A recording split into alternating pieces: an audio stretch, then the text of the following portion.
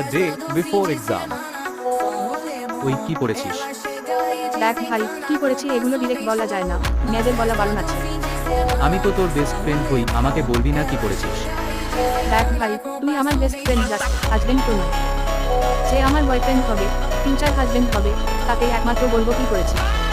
কেন রে বাল, তুই কি পড়েছিস সেটা বলে দিলে আমি কি তোর জিনিসগুলো পড়ে নেব? ফালতু অফিস না ভাই, আমি ভালো করেই জানি রে, তুই মেয়েদের জিনিস করতে ভালোবাসিস।